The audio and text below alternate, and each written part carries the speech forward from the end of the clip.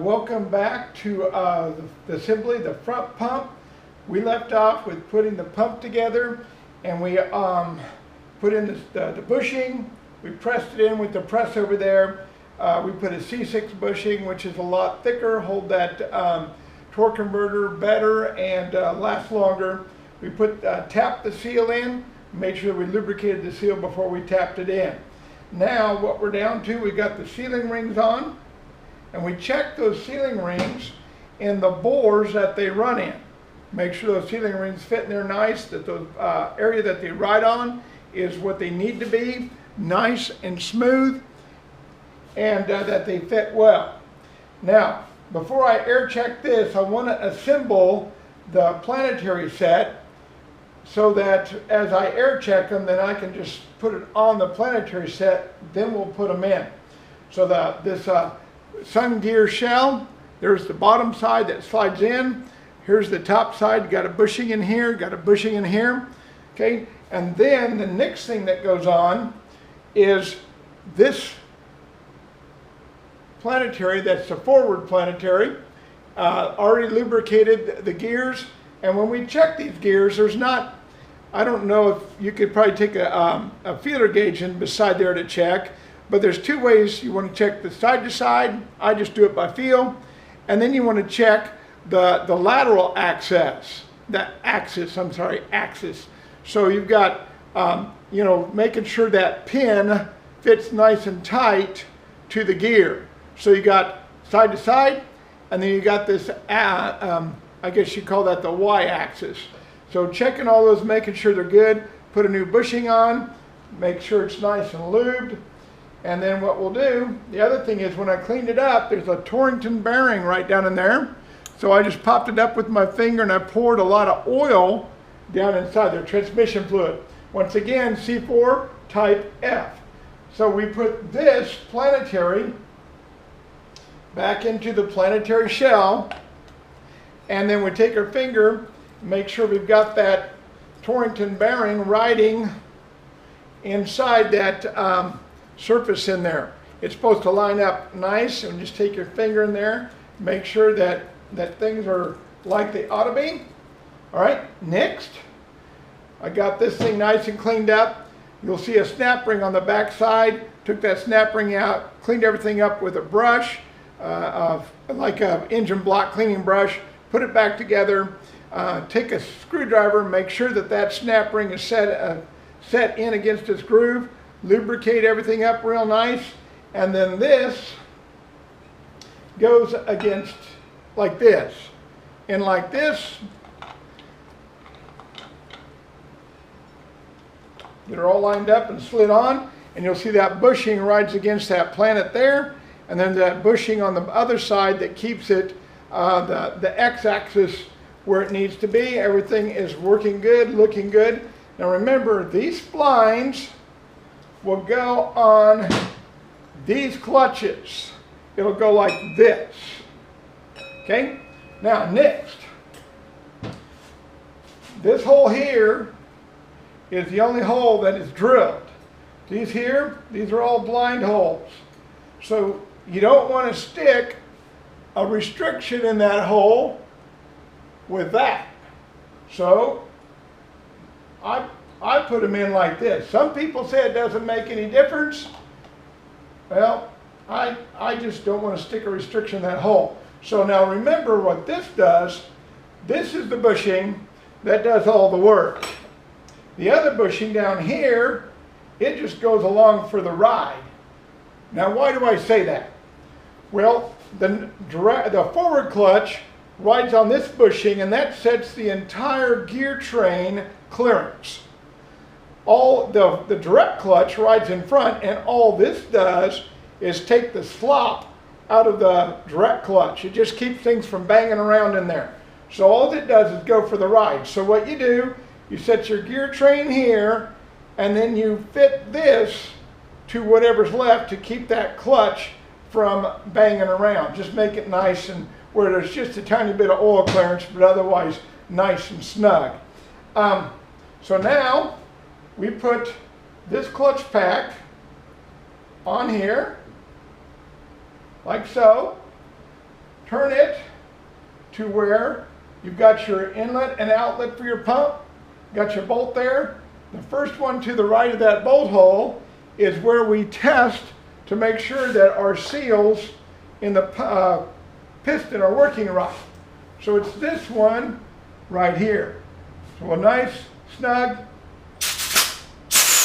and then you can see the piston move up and down. Let's see if I can get you a nice picture of that.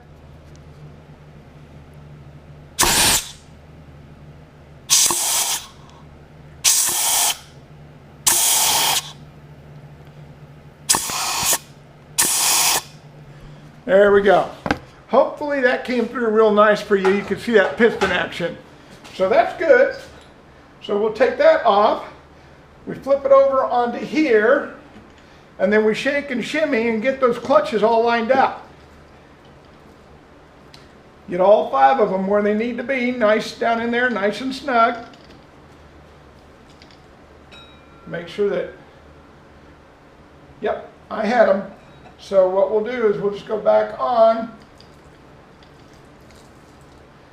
Sometimes you might have to reach through there. When you got everything nice and lubed up, sometimes it can be a trick to get that. There we go. Seated down there nice on that edge. So we got it there. So the next thing is we'll check the forward of the direct clutch, which will then stack on top of these splines. Okay, so let me get it.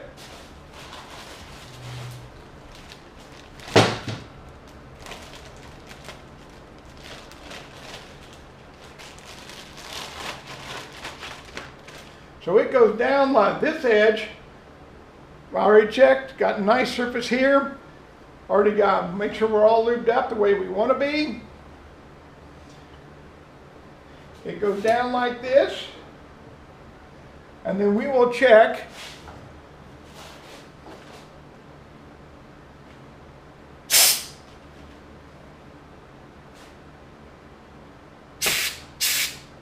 it's got nice action.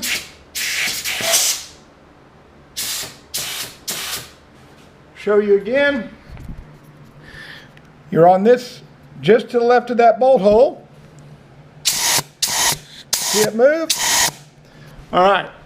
Now once again, as we did yesterday, I remind you, remember we had these 2 clutch packs that we set up clearances.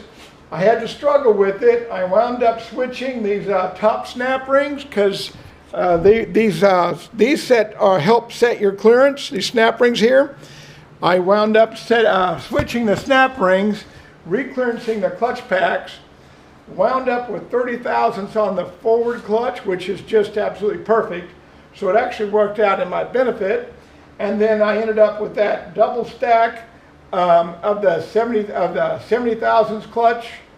I used the used one, and then along with the new one, and then the thinner snap ring. And I got it to 47 thousandths clearance on the direct clutch. Now Chilton's and Haynes manual list 25 to 50 thousandths. Some of your really good builders that do a lot of race work, they'll run them a little tighter at 30 thousandths. But I'm shooting for that little bit looser because remember, in first and second gear, these clutches spin, they freewheel, they need some clearance, need some oil, needs to keep the heat out, and then be tight enough to engage well when it goes into third. So that's why I'm happy with the 47 thousandths. Now we take this and we get it on here, and look at these splines here. We're going to have to kind of right like that. See how we just kind of shook it on down? All right. Now we will assemble. The next thing is we're going to have that front band ready, because that front band is going to help hold all this in when we slide the front pump and that whole assembly. So the piston, we've got an all front servo piston, we've got it all cleaned up. Remember, this is the A piston, that's a 3024 barrel, plenty good enough for what we're doing. If it's a race transmission, we'd be using like a C code or an R. Some people will use the H. The H is the pickup one. I believe the R and the C's are better for high performance quarter mile type stuff. But if you get too carried away, sometimes you can start breaking pieces with the increased line pressure with your manual valve body, and also the increased applied square inches. There's square inches of apply that give you a stronger band engagement, but then you can start breaking pieces if you get too carried away. So for what we're doing, this will be fine. Like we said before, this transmission will be more than adequate to do 350 horsepower, and the engine I'm building probably be pretty close to 300 horsepower out of a 302. All right, so got the seals on there. Lube this up nice so it just slides right on in. And you simply go like that, just work it on in. So what I did is I went back, you just gotta be so careful. I went back and I took a look, and there's just a little tiny bit of interference with that other lip. And so there was one seal that I thought that this first seal was a better match to the original. Well, I had the wrong seal. So we've got the other slightly smaller seal. It fits in there, it works good. We'll check it with the air pressure check. So we'll assemble this here in a second. The other thing I did, I made pins to help with the alignment. When we put this pump in, they just screw into the case here, and then we'll just set that gasket on that seal, on those two pins here. When we assemble it, this will hold the gasket in place and guide things into place. So next we'll put this in the case here. Then we'll roll it up over on its side, and we'll put that servo in. Now that servo, it might be a little bit of a booger. It's got a spring here, and it's going to take a little bit of pushing to get it in, but we'll use those bolts to pull it up into place.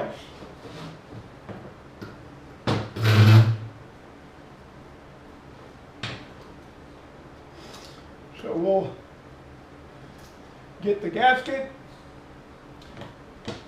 and we'll put some Vaseline here to hold the gasket in place. The bolt holes line up,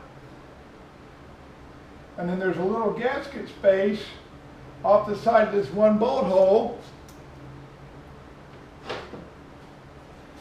See this little gasket space? That will line up with the over here on this deal right here, where there's a relief in the case to help pressure bleed off of that piston during operation.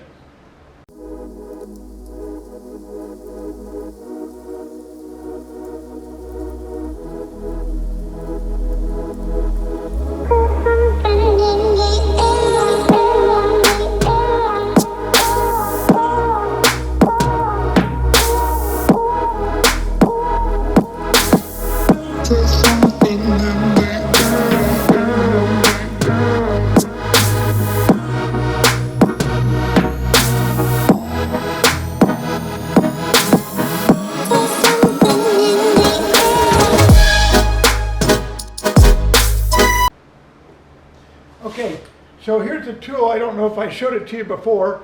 This is an inch pounds. So you could take and divide your inch pounds by 12 to get your foot pounds. I just torqued the half-inch head 5/16 bolts. I just went with 200 inch pounds, which would be 16 foot-pounds. That's in the middle of the recommended 12 to 20. So anyway, a good inch pound will get you everything in this transmission. And so make sure you have a decent torque gauge to do what you're doing. Be especially careful about torquing on your governor and on your valve body. It doesn't take much to warp them and ruin them, and you don't want to do that. Okay, so next we're going to put on this gasket, and you can see that intake and exhaust for the front pump. So we'll just kind of line those up. And the other thing I need to do is I need to put in my front band, which, as you remember, has been soaking. We want to keep these things soaked in fluid as much as possible. For a couple hours it doesn't matter anymore, but I just left it in there so it stayed nice and clean. So put that in there. Probably should have done that before the gasket, but we got it in there anyway. And then we'll slide it up here, and then we'll put it into position with our attachment. We'll line up the servo. We'll get this adjustment screw part here set in there. Then we'll set the strap that notch towards the band, this towards servo. And just kind of make sure it's set in there like we want it. Get everything out of the way, into the transmission, then we'll set the pump in. And then once we got it in, we'll just kind of double check those two bushings on the pump. You can set this clutch pack assembly on there with this one, and then just kind of slide this one in there to get your right clearance to make sure it's okay. Since we put in all new bushings, I just reinstalled the old one. We'll see where we're at with clearance, and then we'll decide if we want to leave this bushing or change it. So since everything is starting from scratch, that's why we did it the way I did. So come on in with this assembly, making sure we don't accidentally pop the band out of place.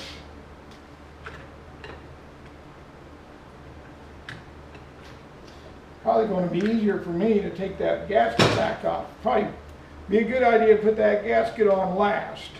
We don't want to hurt it. But the gasket's important because it will affect the measurement of your in-play. I think it's been a long time since I've been in one of these, so please forgive me. I think I'm going to be better off to set that band in after I set this in. So anyway, live and learn. It's been a long time. Please forgive me, as sometimes you forget things with time. So this goes in. It kind of rotated into that planet on the back. You saw how it just fell into place. Now the next thing is trying to get this band in without losing the tension on our front drum, because we don't want to have anything fall out of those clutches. Slide this band into place, and then we'll put the struts back in where they belong. Then we'll tighten it up to hold it, and then we'll be able to put that front pump in. Well, anyway,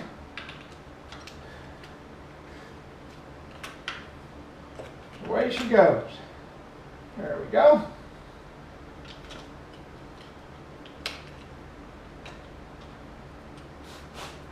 Tighten that up. We'll run it in down finger tight where it just kind of holds things into place. Okay. Now the other thing I need to do is get my shaft in there. Remember, short splines in and long splines out. And I took a brush of like a engine cleaning brush, a nice stiff brush, and I really worked those splines over to get any of that previous dirt and junk out of there. Just kind of run it right on in there. Now the gasket, like we say, the gasket will make a difference on the clearance, the total clearance. Not a lot, but it does make a little. All right, now get our orientation with the front pump intake and output, as well as the dot is on the bottom. I made that dot when I first put it together to make things nice and easy. All right, now we've got this thing together. We'll run a couple of bolts in, and then we'll check clearances. We want to find out if our clearances are close before we fully commit. I'm going to get a little bit different bolt here, so I don't have to use a spacer. I may use a spacer on there because I don't have the bell housing, so hang on. Okay, I put 3 bolts in, kind of got them a little bit towards snug, double checked to make sure I wasn't going to torque this thing down and cause myself interference and damage any parts in case my bushings, my new bushings, took out all the play. Because if you're a little bit over on your bushings and you slam that pump in, you might damage some stuff. So I made sure I had some slack. I snug these 3 bolts up. That'll be good enough for our clearance. Then you'll see right here, I took a couple of screwdrivers just to kind of spread it out, make it easy to get down in here at the feeler gauge. And you can see right there is where we want to be. See that down in there?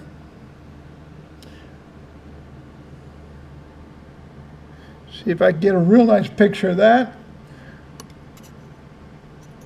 Between the shell and the bushing. Okay, now I've got a 12 thousandths, slides in there real nice. So let's try the next handy one. I've got a 21 thousandths. Okay, 8 to 42 thousandths is the range. Seemed like 12 went in there okay. I'll make sure that I wasn't mistaken. But it looks like we're going to be right on target with that. Try 15. Yep, 15 goes in fine. 17 is just a real nice fit. So we have 17 thousandths gear train play, which is between the 8 thousandths and the 42 thousandths. So we are perfectly fine there. And make sure we do move back and forth nice and easy, and we do. Excellent. Now the next thing I want to do is I want to come back apart. Now that I know I've got the right bushing on number 2 bushing, which sets the gear train, that's the one on the forward clutch. Now I'm going to come back out and make sure that my number 1 bushing, the one that keeps the direct clutch, the forward reverse clutch, from sliding around too much. I want to make sure that that's where it needs to be, and then we'll go back together for the final assembly. Okay, so we pulled it back apart, and so what you do, you just kind of work that front pump out real careful, and then you take your gasket off, take out your clutches, your clutch packs, and then we'll also have to take this sun gear out, because remember, all that goes back together in one unit. So we'll get that out, set it on the bench here, and when we're ready, we'll stack it all back together.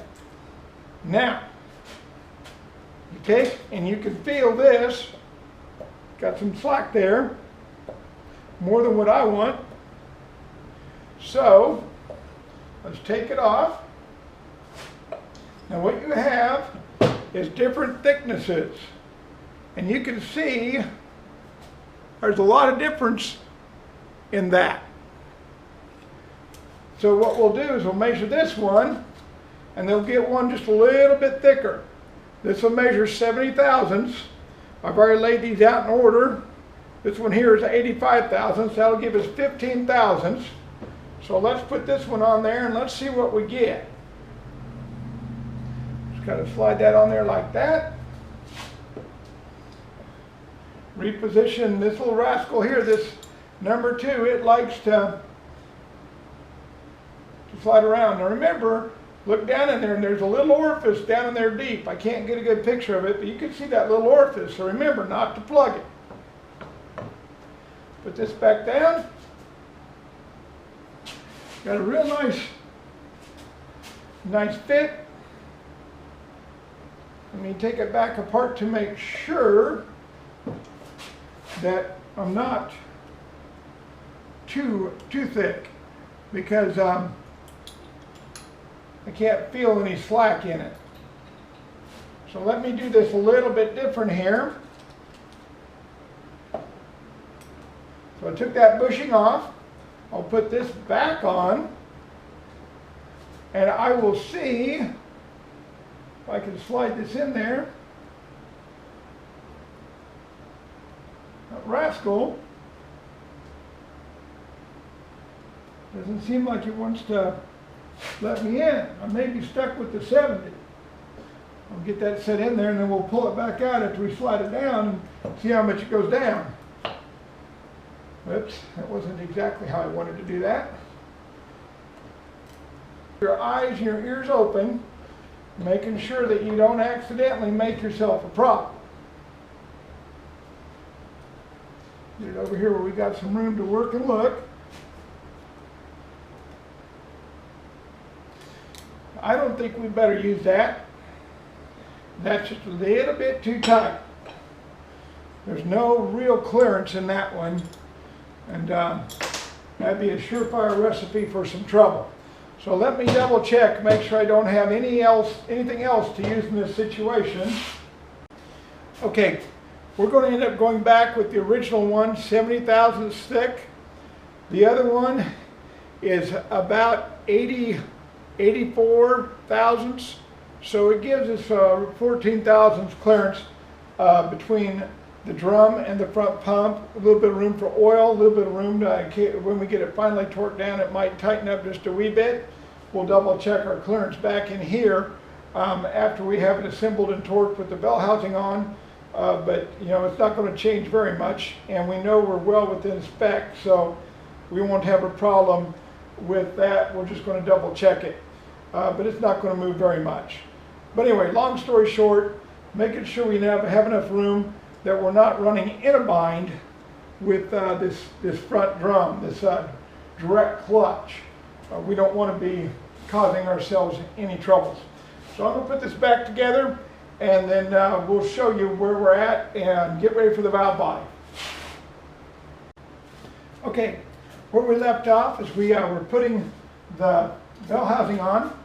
I left those two guide pins in, and it was easier just to set the transmission up on its tail shaft and slide the bell housing down. Then brought it down with the bolts because it's pretty snug, brought it down even. Then I unscrewed my two guide pins, brought everything up to torque. I put 350 inch-pounds on it. That's in the middle of the spec, the recommendation. Then we went back and we checked the clearance back in here, and it stayed about the same. Remember, we had 17 thousandths. Well, if you're not careful, this drum will rock. It'll rock some back and forth. So if you don't have even pressure when you're measuring down in there, you can get a false reading here. And so anyway, we're running between 17 and 18, right exactly where we thought we would be. So the next thing we'll do is we'll do air checks, make sure everything's like it should be. Air check for the front band servo. Air check here for, I believe that's the front drum, the direct clutch. And if I remember right, this is the forward clutch. And then over here is reverse band servo. So you can hear these things click in with clutches. Okay, you can hear that clicking in. Coming off and on. Now you can watch this band apply. Okay, and watch this band apply. Okay, we're good. So now we will get set up, get going on the valve body, and put that shift kit in there. Transgo 40- let's see, make sure I get you the right number there. 40-2 for a C4. That's just about right for street and street strip. Nothing too wild and crazy. It'll work good. So we'll catch you in a few minutes.